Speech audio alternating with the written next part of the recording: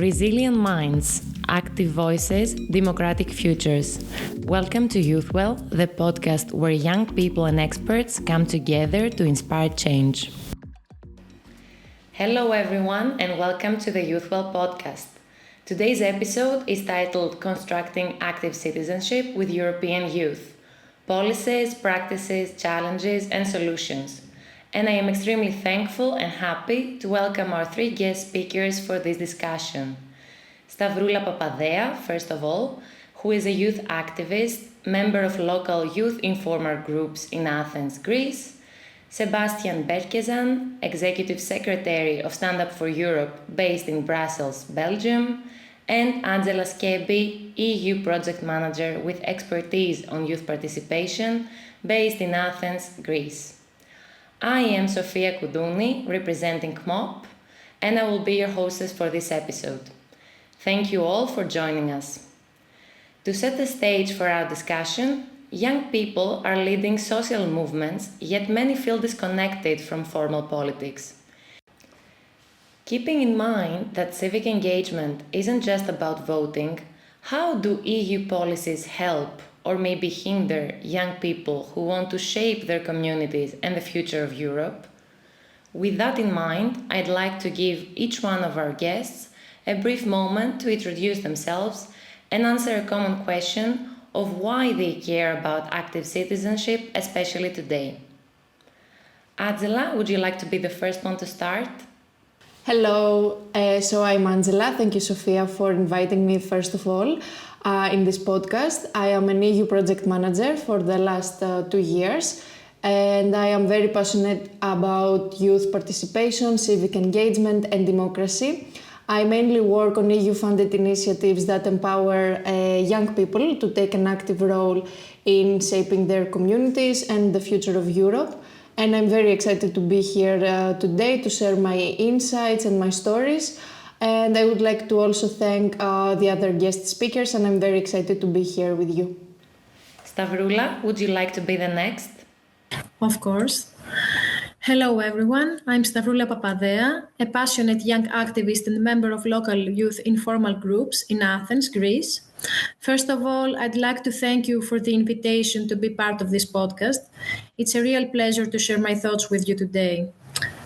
Well, over the years, I've been actively involved in community-driven initiatives that aim to empower youth and promote active citizenship.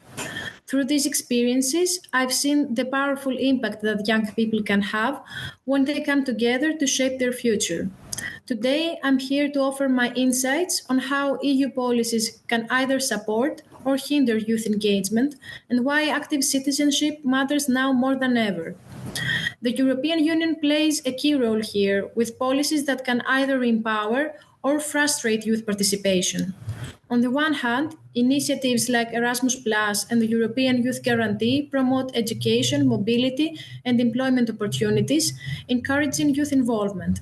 On the other hand, bureaucratic barriers and slow decision-making processes often prevent young people from feeling their voices are heard in EU policy-making.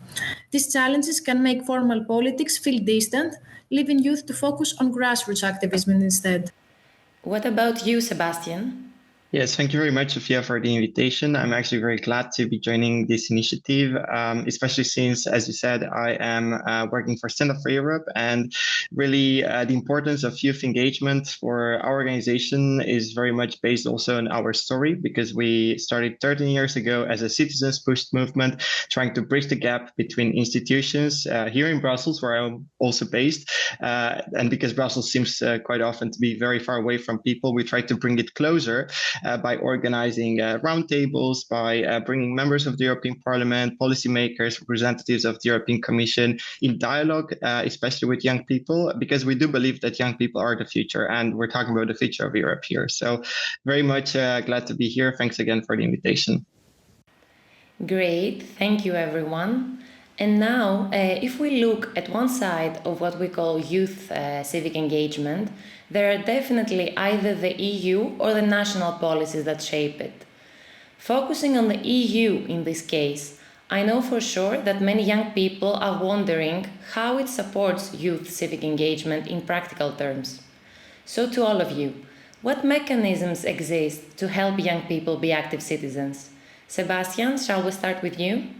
Yes, well, I think you rightly pointed out that the European Union is indeed also responsible to ensure that citizens have the space and the means to express themselves. And that's in fact something also enshrined in the Treaty on the European Union.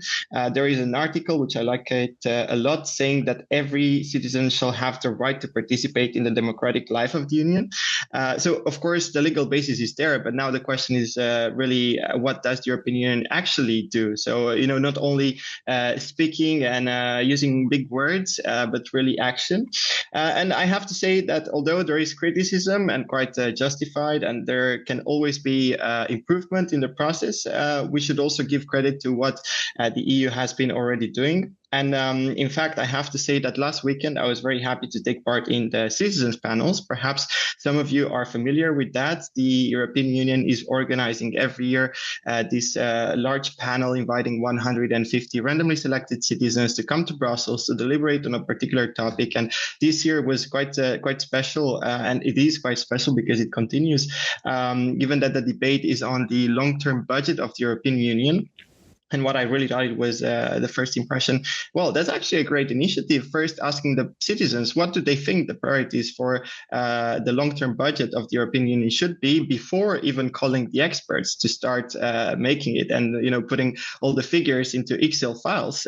First, we should really look into what young people also are willing to get from the European Union. And now I should also say that was in the opening speech of the head of DG Com, the Director General on Communications of the European Commission, saying that, while they do have the experts on budget and all that, they would like to have first the input of the citizens who are the experts on real life. So I think that was quite a nice and empowering introduction. But also I have to say that the citizens panels started also as a direct result on the conference on the future of Europe, which was happening between 2021 and 2022, was the very first transnational initiative, consultative process that brought civil society actors, young people, and citizens all together to deliberate on what the future of the European Union would look like for everyone. And actually, I was quite happy to see that this was also formalized, because during the conference on the future of Europe, one of the recommendations was that, we should manage to have this on a yearly basis, regular basis, this sort of consultations. And these consultations, although they are very nice, we're talking about 150 people coming to Brussels out of 450 million citizens living, in Europe. So then you might just ask yourself, well, to what extent this is truly representative of the European population overall. So in order to tackle that, the European Commission started this campaign, and it is actually also a website called Have Your Say. Maybe some of our listeners have already tried it, or if not, this might be a good beginning to have a look over there. Have Your Say basically is a platform incorporating different tools.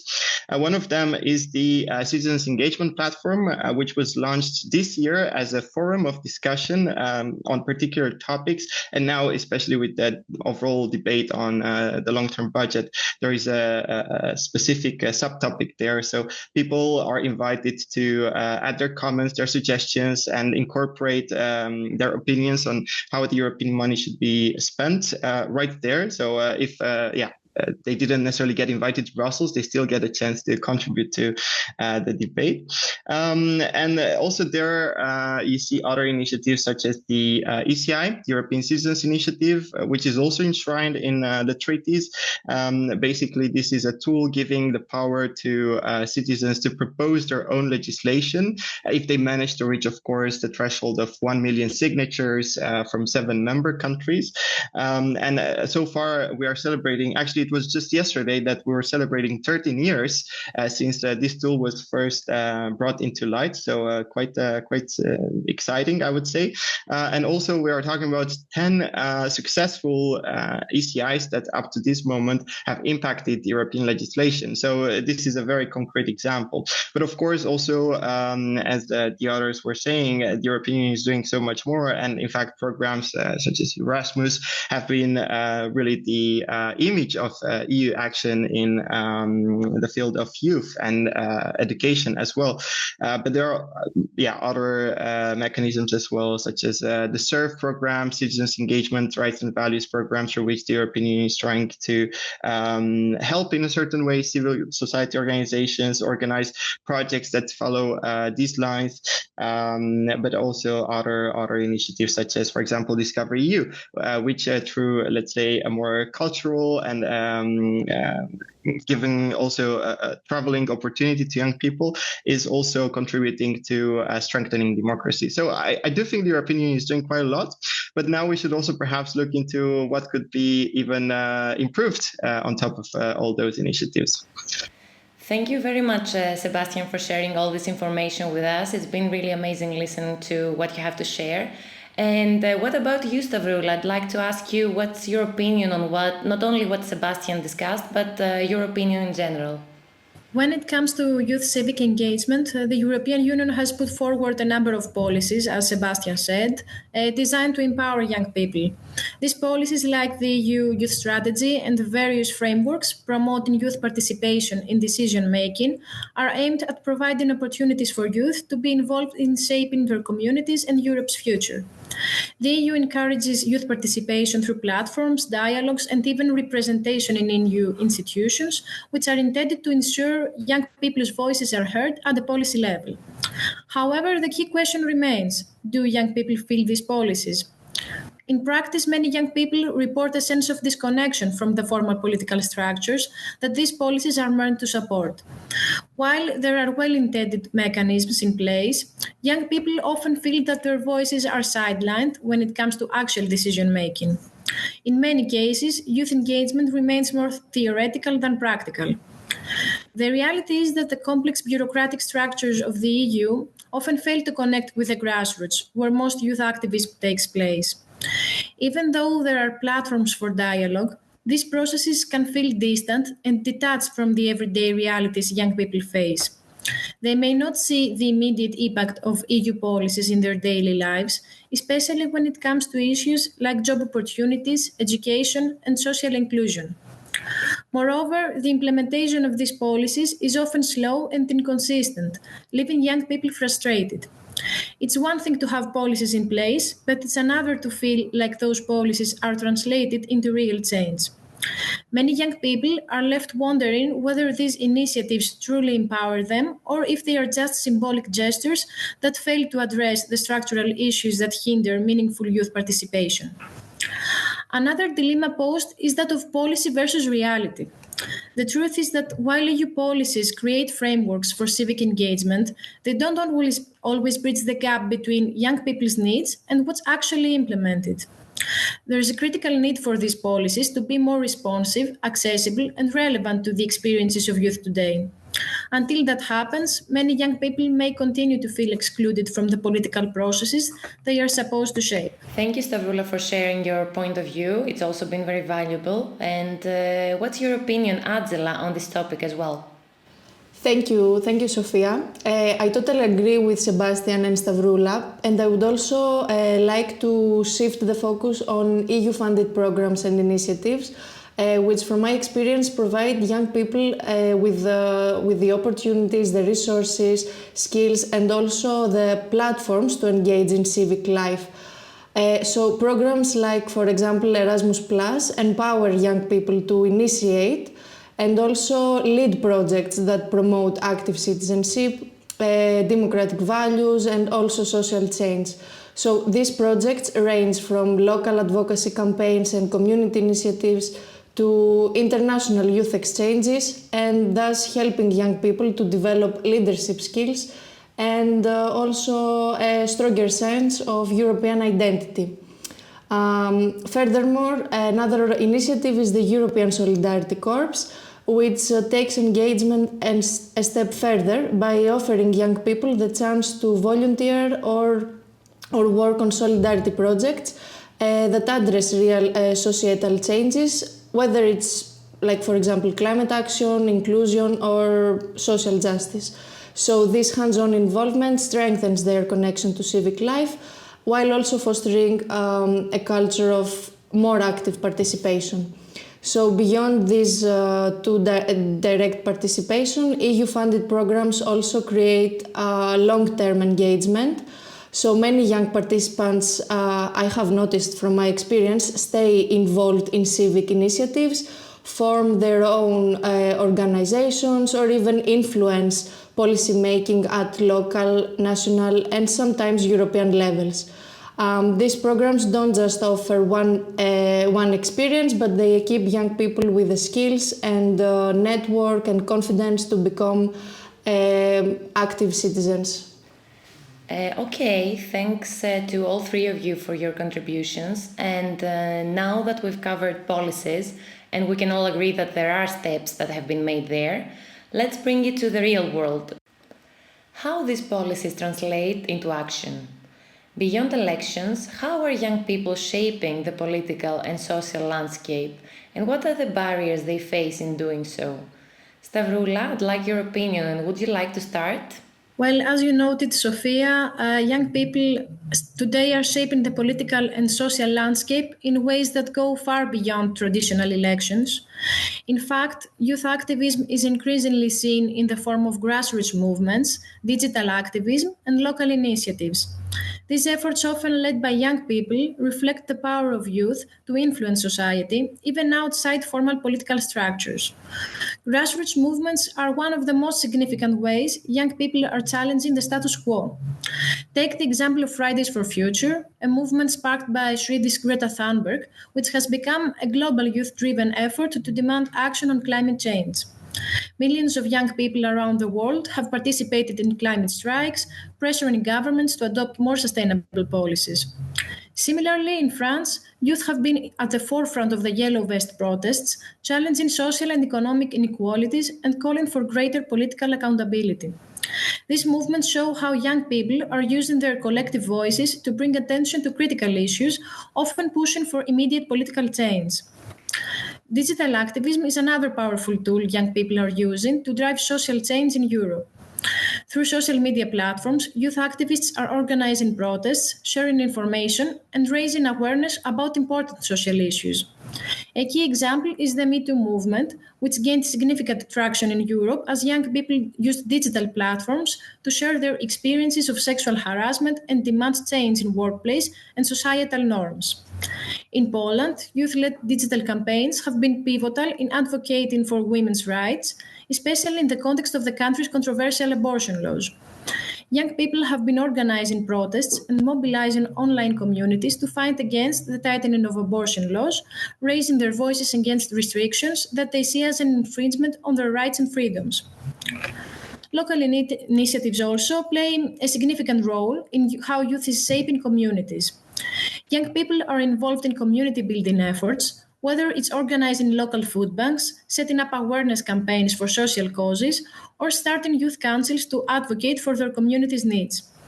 In cities across Europe, young people are working to create more inclusive environments for refugees and immigrants, participating in local policy making through youth advisory boards, and promoting social cohesion through intergenerational programs. Despite the clear impact of these youth-led movements, there are significant barriers they face in their activism at the same time. Censorship and online hate speech are growing challenges for young activists in Europe. Many youth-led digital movements face intense scrutiny from governments and institutions that are trying to suppress dissent.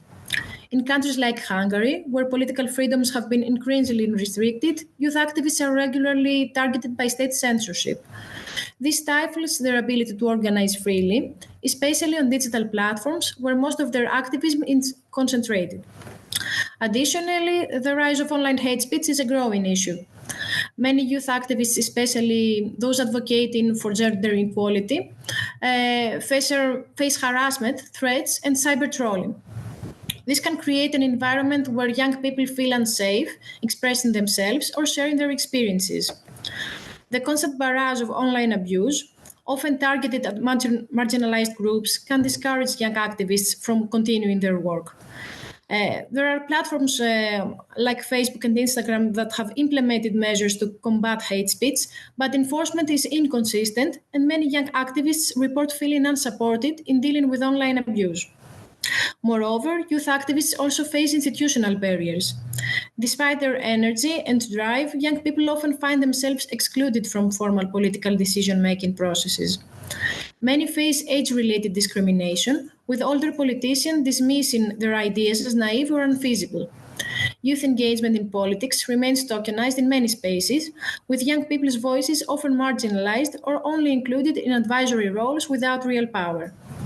Finally, there's the challenge of resources. Many youth led movements operate on limited budgets and struggle to gain access to funding or logistical support. Whether it's organizing protests, creating educational campaigns, or producing content for social media, these activities require significant resources, and young activists often rely on grassroots donations or personal sacrifices to keep their movements going. Thank you very much, Stavroula. And you, Angela, do you agree with what Stavroula said, or would you like to share something else on this question? Okay, so every time that someone asks me this question, I always like to highlight activism, community, volunteering, and of course digital engagement. So from my experience, I've seen that when young people have the right tools and opportunities, they become powerful advocates for change. So one of the most effective ways young people engage is through activism and civic campaigns. So there are many youth-led initiatives that focus on democratic and youth participation, climate action, social justice, and human rights, using, for example, petitions, protests, and awareness-raising campaigns in order to push for change. Another key space for engagement is digital activism. So nowadays, young people are using social media in order to inform, mobilize, and raise awareness. So platforms like Instagram, TikTok, and Twitter, now called X, have become powerful tools for civic action, giving the opportunity to young voices to reach wider audiences and, of course, influence public discourse. However, I always have to highlight that digital engagement alone is not enough, and it needs to be connected to real-world action to create lasting solutions and impact.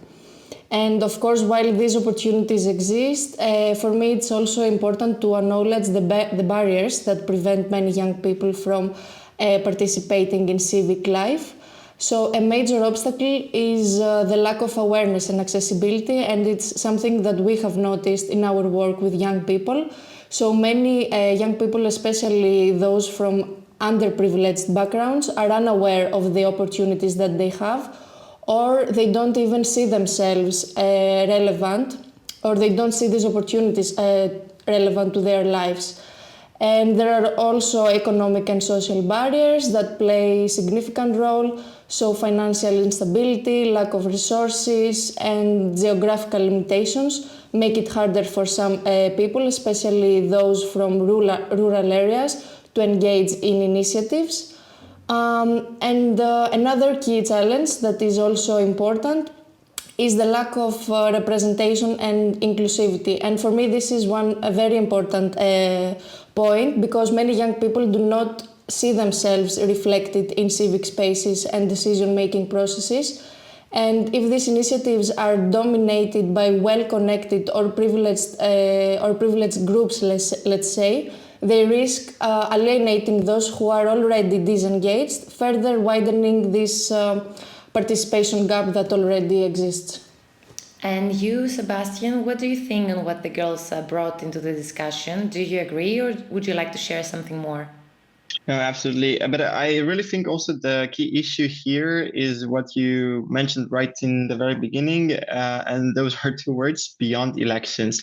Because, democracy is not just happening every 4 or 5 years when all citizens are called to cast their ballot. And then we all go home and then we can think about the next 4 or 5 years. But rather what is happening in between two election rounds. And this is also something that we are trying as a civil society organization to emphasize through all the activities that we are organizing, that this connection, this dialogue between policymakers and citizens, but especially young people, has to be on a permanent basis and in different formats. So, really briefly, what we've been doing was also in the sense of what Angela was mentioning, trying to reach outside of the EU bubble, outside of this bubble, which is already well connected, people that already know a lot about what is going on. And that's wonderful. So, I think that's wonderful that we do have,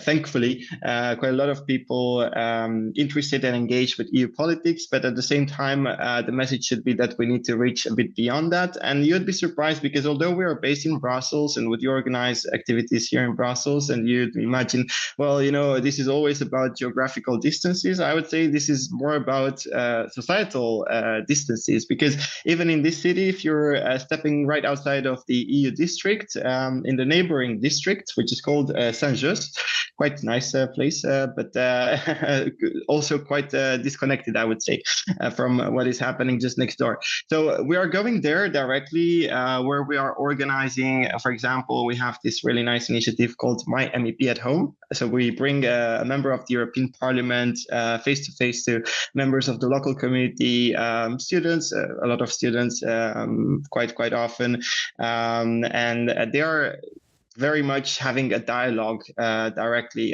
We are there to moderate, of course, the dialogue, to prepare the questions, to give a certain direction to the discussion.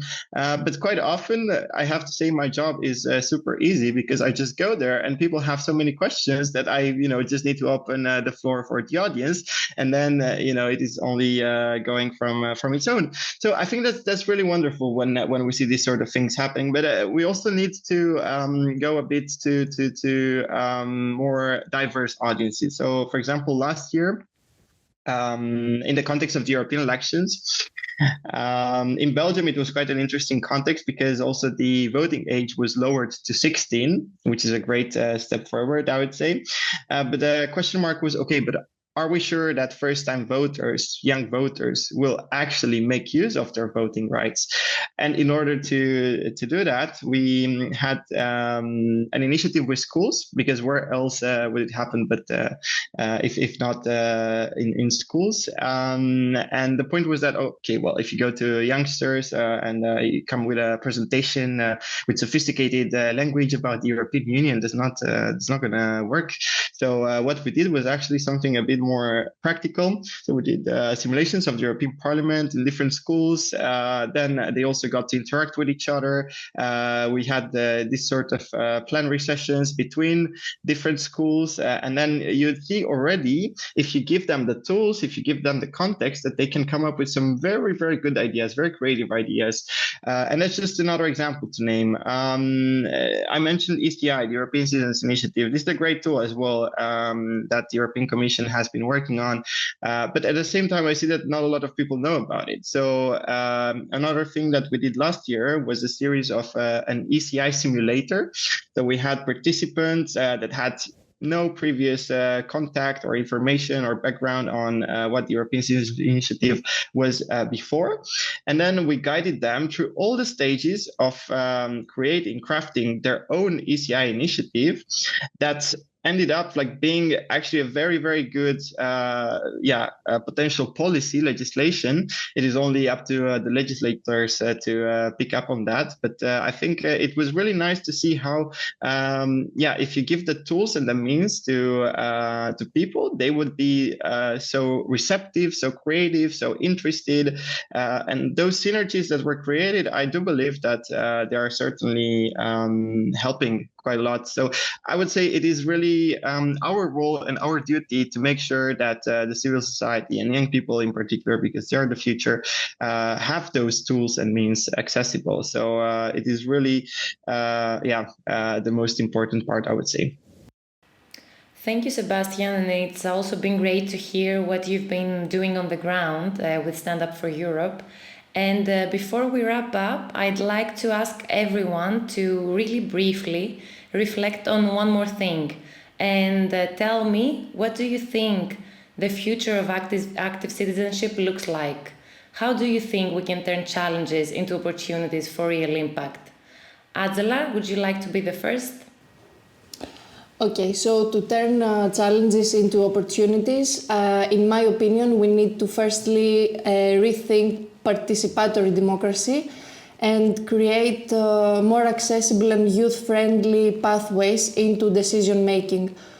So one key innovation for me would be deliberative democracy, where young people actually participate in citizens' assemblies and youth councils, ensuring that their voices are heard in public speaking and in policy making.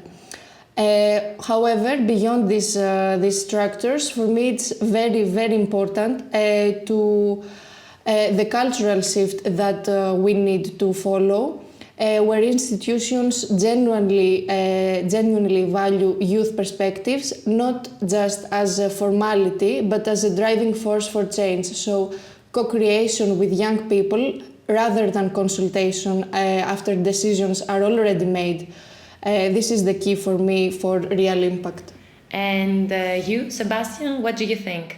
Yeah, I was actually going to build up on the same point as Angela, because I think this is so important. I started this discussion by mentioning the citizens panels, which is a great initiative of the European Commission. But at the same time, the question always remains, okay, so to what extent those recommendations will actually end up being incorporated into the policies? So really ensuring and giving guarantees and follow-up on the entire process on how those recommendations become part of the legislation. I think that's just fundamental.